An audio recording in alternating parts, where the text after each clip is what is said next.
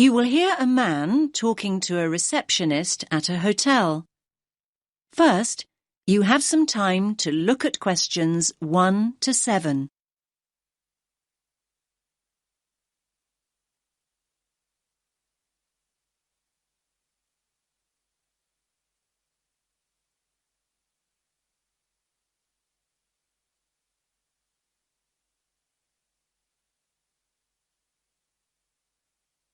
Listen carefully to the first part of the conversation and answer questions 1 to 7. Good evening, sir. Do you have a reservation? Yes. Let me just check I've got everything. Sorry. Yes, a reservation. It's in the name of Hartley, Martin Hartley. Let me see. Oh, yes. Here it is. That's for 3 nights. Yes, that's right. Do you need my passport? I just need to take the number as a form of ID. No problem. Now, can I just ask you to fill in this registration form, please? Actually, no. You see, I've broken my wrist. Yes, I noticed that. I'm afraid form filling is something I can't manage right now. Not without a lot of pain, anyway. Oh, dear. I'm sorry, sir. But don't worry. I can complete the form for you. That's very kind of you. What do you need to know? Well, let's start with your name, of course. So that's Martin, Hartley. That's Hartley. Thanks. And your address? 45 Carlisle Way. Could you spell Carlisle for me? Sorry. It's Carlisle.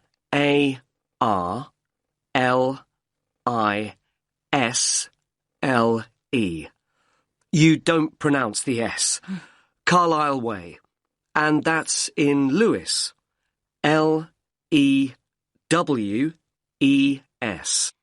And is there a state? I don't think you have states in the UK. No, we have counties. It's East Sussex. Sussex is with double S. The postcode is LW4 6AU. Do you want my phone number? Actually, no. We contact people by email now. Ah, yes. And send me lots of advertising too, I suppose. My email is hartleynitram@yahoo.co.uk. Sorry. A bit slower, please. Hartley, my surname, then Martin backwards, NITRAM. That's all one word. And all lowercase? That's right. No capitals. At yahoo.co.uk. Thank you very much, Mr. Hartley. And could you give me your passport now, please? Thanks. You can have that back now. And that's for 3 nights, so checking out on Sunday morning? OK. You're in room 16. That's on the first floor, overlooking the courtyard. Here's your key. Would you like somebody to take your bag? Now you have some time to look at questions 8 to 10.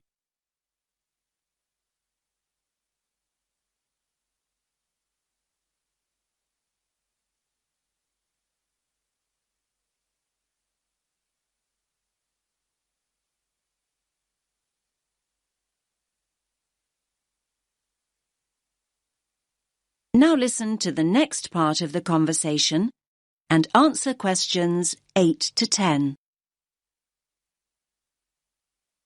Do you have a map I can take? Yes, of course. We've usually got lots of them here. Somewhere. Ah, yes. Here we are. Thanks. Could you show me where we are exactly? Let me have a look. Yes. This is our street here, Avenida Constitución. The bigger hotels are marked, so let me just see which one is us. Here. Yes, here. This is Hotel Columbus, just before you get to the museum. I say just before because that's the way most people get here.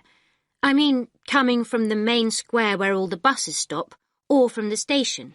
Yes, that's the way the taxi came in from the airport. I thought we drove past the museum, though, just after we went through that big square you mentioned. Ah, you probably mean here. That's actually an art gallery. It's worth having a look round, but the museum's more interesting. I think so anyway. Thanks for the tip. I hope I get time. Right, well, tomorrow I've got to be at the conference centre. They told me they'd put me in a hotel that wasn't too far away. Oh, yes. The conference centre's not too far at all. Let me see. Yes, down here. You can walk there in 7 or 8 minutes. Just cross over the road and go straight down this street here. That will take you towards the newer part of the city. Walk on for a couple of blocks, and then when you get here, you just have to go right a very short distance, and then you'll see the conference centre above the other buildings. It's quite big. I see. That all looks quite straightforward. Thanks very much. My pleasure. Have a nice evening, sir.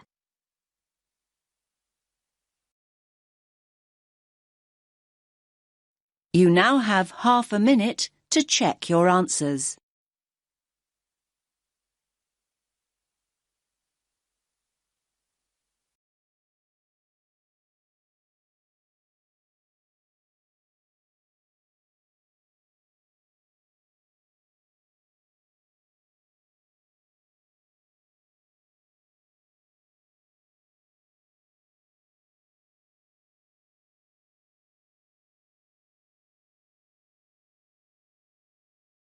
You will hear a conversation between a radio presenter and an author. You have 30 seconds to look at questions 11 to 14.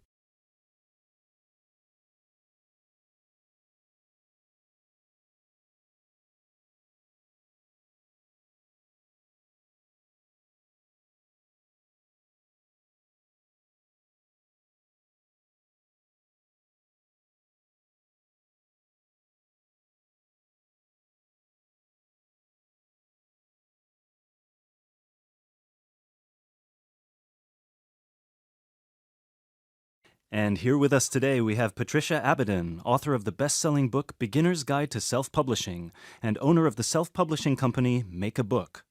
Hello. Hello, Patricia. Now, I know a lot of our listeners are interested in self-publishing their novels, but they don't know where to start.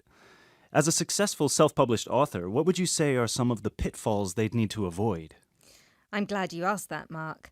The thing is that with the e-book revolution that started in the early 2000s, we experienced a shift in the literary market, and suddenly aspiring writers didn't have to rely on agents and traditional publishers anymore to get the opportunity to publish their books. But just because we can publish, does that mean we should? For me, there are 4 questions that each writer needs to ask themselves before they attempt to join the market. The first question is my book ready? One of the biggest mistakes new writers do is that they get so excited with the prospect of publishing their book that they rush through the process and they don't bother with the technicalities such as thorough editing. And they should, because editing is about 50% of the final product. It's not as glamorous as the process of actually creating the story, but it's just as important. The final product needs to be immaculate. Not just in terms of grammar, but also in terms of plotting, characterization, and even spelling. Secondly, do I understand the market? Unless you're publishing just for your friends and family, you need to have a sound marketing strategy. The beauty of self-publishing is that anyone can do it, but that also means that you're fighting for attention against millions of other titles. Do you know what sets your book apart? Do you understand who your audience is and how you're going to reach them? Do you have a solid presence in social media? In general, do you know how you're going to sell the book to people? The third question, and I hope I don't sound too pragmatic, is, have I worked out how much money I'm willing to spend? This extends beyond the cost of self-publishing itself, obviously.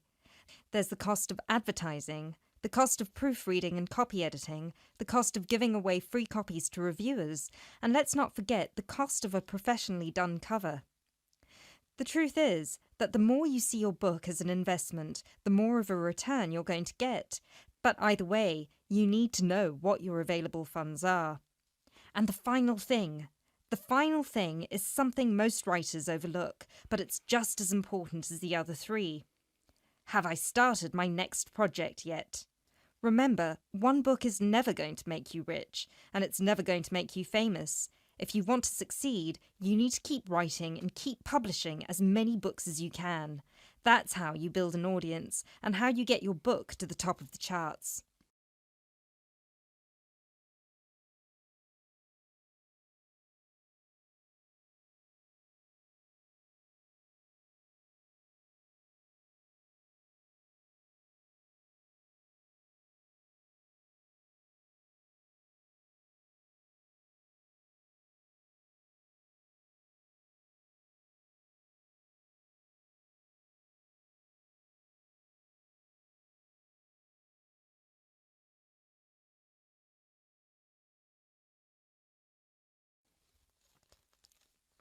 Thank you, Patricia. So tell us, how did you do it? You started publishing 5 years ago, and now you have your own publishing company.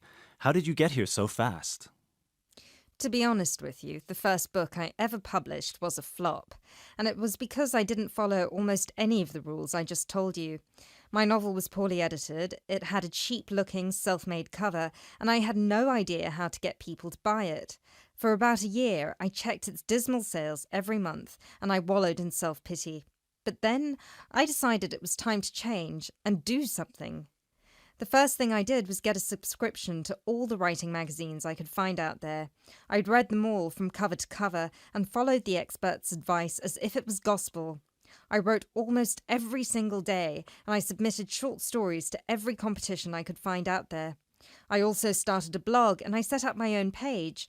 Over time, I started building a name for myself and a solid fan base.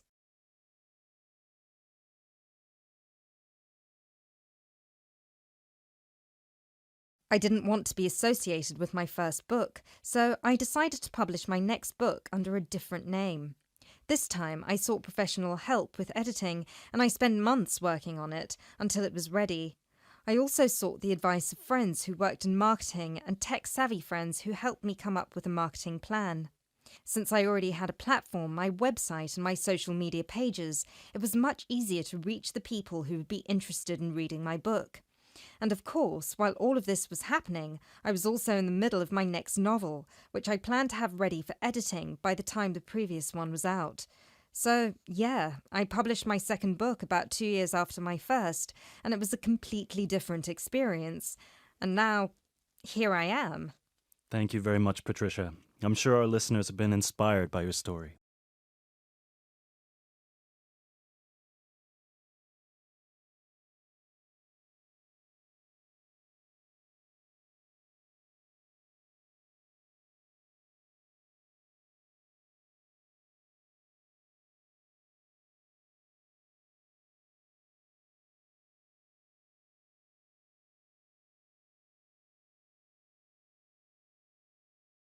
You will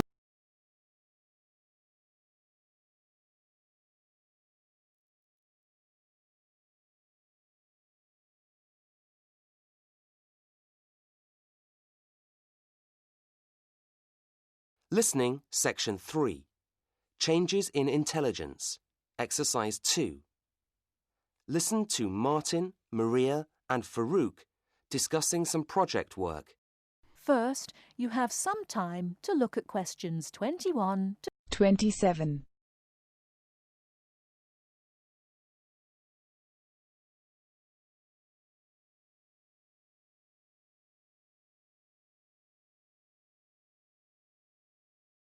Hi Martin, hi Maria. How are you getting on with your project? You've got to give the seminar on Friday, haven't you? Hi, Farouk. We're getting on fine. It's just so interesting. Do you want to hear about it? Well, I've got 10 minutes before my next lecture, so why not? Let's hear it. Great. And it'll help us to sort out who said what, won't it, Martin? That's right. You know, what we've been looking at is research done by a number of psychologists from different parts of the world on intelligence quotients, how they've been rising over the last 50 years. Really? Yes. Some psychologists have measured increases in intelligence of up to 25 points in one generation. Amazing. What's causing us all to get cleverer? There's a political scientist from New Zealand called James Flynn. Well, he's a pioneer in this field, and he's found that people perform the visuospatial tasks in intelligence tests much better than they did 50 years ago. Partly he puts this down to people playing with their PCs and watching TV, things like that. What about diet? Does that have anything to do with it? Perhaps. Robert Howard, a Sydney psychologist, thinks that it does. Just as eating better has made children taller, their average intelligence has also risen. He also says that parents are having fewer children, so they're able to pay more attention to them when they're small. It's fairly clear that stimulation in childhood has a positive effect on kids' intelligence. IQ tests have verbal and numerical elements too. Have these also been improving? Yes, but only moderately. It's the visuospatial element which has made the big difference, and Flynn also suggests that modern activities like driving may play a part in this. There's a British researcher, John Rust, who has made the general point that modern life is much more complicated than it was 50 years ago. Our intelligence has had to develop in order to cope with it all. Remember also that far more children have the opportunity to go to school nowadays. Howard thinks that must be a leading factor in improved IQ test performance. Well, yes, that would seem fairly obvious. To come back to John Rust, he suggests that as science and knowledge develop, ideas become more complex. Well, the people who produce these ideas, the Einsteins and Hawkings, are obviously highly intelligent people, but, he says, ordinary people's intelligence has also had to develop to cope with his new theories. Before you hear the rest of the talk, you have some time to look at questions 26 28 to 30.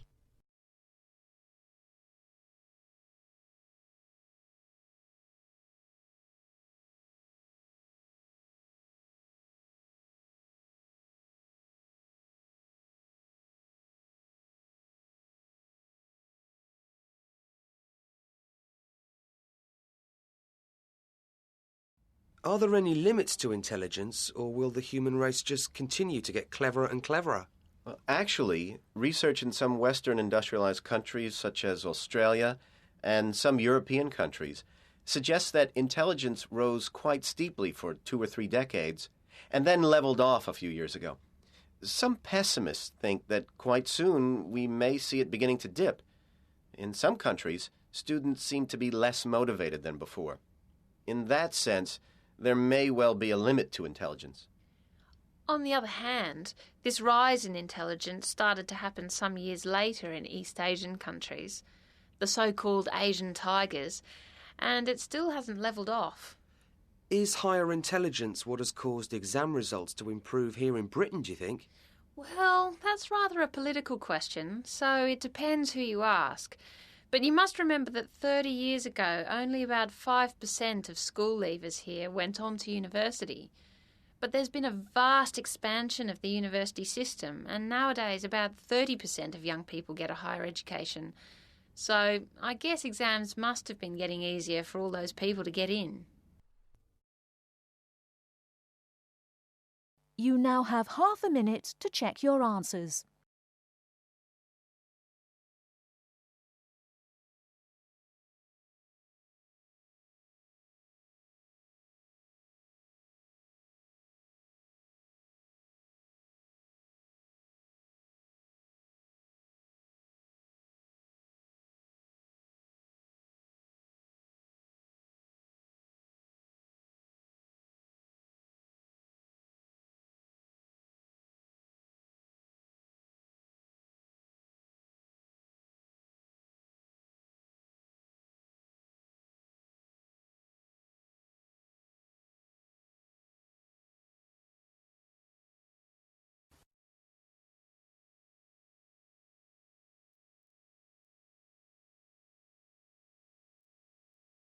You will hear a talk about amber, the formation of amber and its applications in different fields. First, you have some time to look at questions 31 to 40.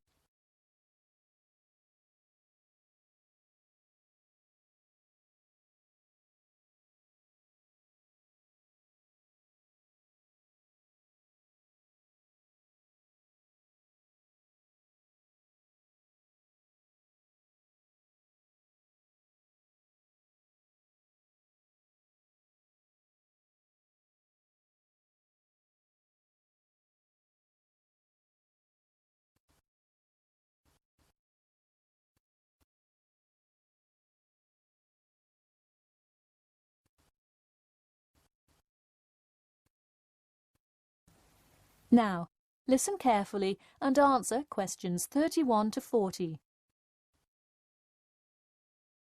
Tonight I'm going to present an overview of the research on amber.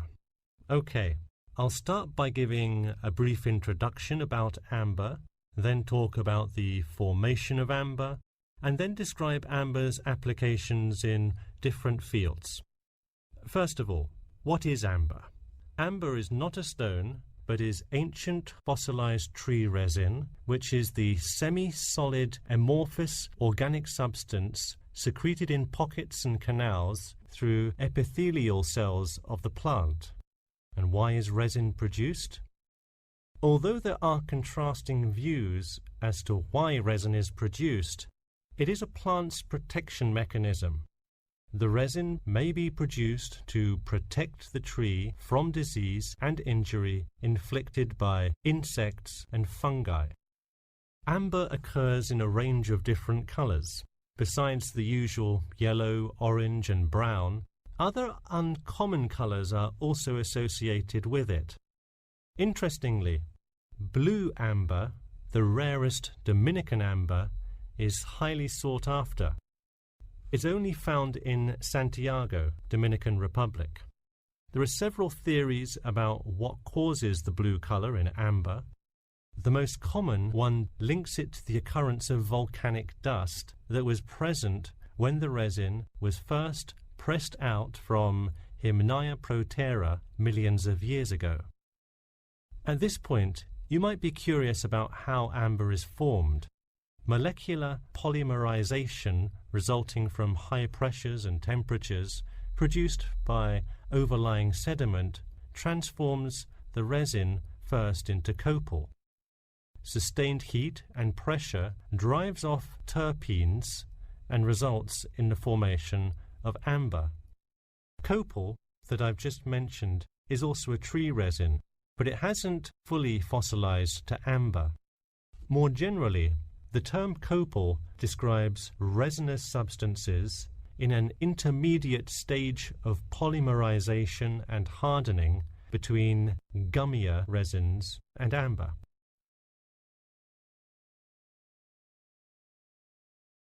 So where can we find amber? It can be found on seashores. The main producer worldwide is Russia. In fact, about 90% of the world's available amber is located in the Kaliningrad region of Russia, which is located on the Baltic. Here, the resin is washed up on the coast after being dislodged from the ocean floor by years of water and ocean currents.